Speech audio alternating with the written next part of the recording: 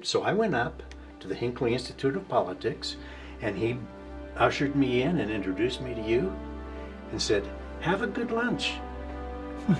I'm sorry, Tim and Jim. Yeah, he had a class probably or Yeah, something. I won't be able to go with you.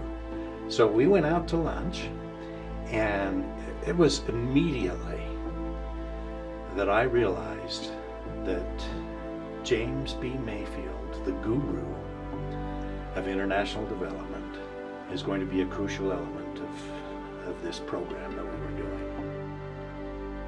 My dad is not afraid to ask big questions. He's not afraid to tackle something that seems just improbable to ask. I mean, to really think about world hunger, people really kind of avoid those types of questions. What separates Jim as a humanitarian is not just these incredibly good works of charity. It's coming up with sustainable solutions to age-old problems. He talked to us about this principle that has really stuck with me ever since, that we're guests. We're not going there to fix their problems. We're going there by invitation as guests to learn. He was there, 100%. And I always admire and thank him for that commitment of helping people and setting some replicable examples. That's what he was all about. When I finished my military, I was assigned to the Counterintelligence Corps, CIC, and my job was to train and work with agents identifying spies.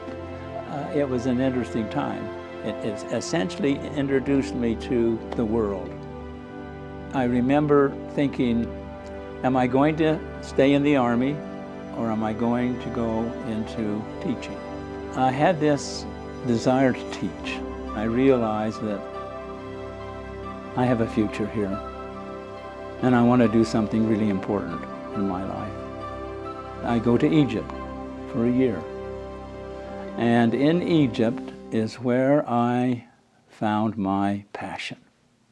When I went to Egypt, I was going to write a dissertation on local government reform. I thought, I really want to help people at that local level, but I didn't understand poverty. I'm working in the villages, and suddenly I see this man on the side of the road in front of his house, and he's sobbing, he's crying. And I said, "Tell me, what's the matter?" And he said, "My child has died and I'm heartbroken." And I said, "Well, did you take him to a doctor?" "No. There's no doctor in our village, and I don't have the money even to go to a doctor. I have no choice." I said to him, "Well, how much do you make in a month?" "What I make in 6 weeks is what he will make in 30 years. And I looked at him and I said, "This isn't right. This is immoral. This is absolutely immoral." And that's where my passion started. I think he has made a tremendous influence in helping people understand that they can do something and they can make a difference. I will say dhanyabad. That's what is thank you. For an individual who devoted his entire life. Estoy muy bendecido de conocerlo y saber que hay gente así que está luchando en el mundo por un mundo mejor, lleno de libertad, lleno de oportunidades para otros. Hace 25 años que nos conocimos y desde entonces hemos tenido muchas experiencias para intercambiar. Quedo muy agradecido contigo por las enseñanzas. Muchas gracias, Jim. One man's work has been able to bring such a difference to the most downtrodden members of our society. Y hoy te quiero decir gracias en nombre del pueblo de Guatemala, por todas las personas que hemos podido ayudar, por todas las familias que han cambiado su manera de vivir, porque ayudamos a cambiar su manera de pensar. Muchísimas gracias, Jim. You know, they say that if you find something you love, you'll never work a day in your life.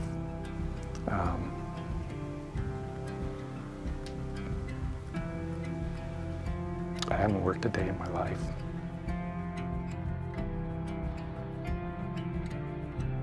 And Jim had a critical role in pointing me that way. He has definitely made an impact on my life and many of the people here on the Navajo Nation that we've been able to work with. De manera muy personal quiero agradecerle por todo lo que ha hecho en beneficio del mundo. Gracias a él siempre lo voy a considerar y es un gran mentor para Choice Humanitarian. Above all, Jim is my friend.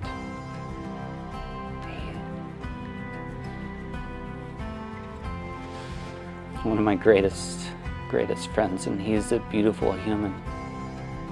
For me, his magnum opus will always be changing my world and being my dear friend. I love my dad. Thank you, Dr. James, for your willingness, your dream, as well as your restless and priceless support to uplift the quality of life of hundreds of thousands of people in Nepal. Why am I doing this? I've been with Choice now almost 40 years, and it just gives me a sense of purpose and meaning that I think every person should have. Find that passion.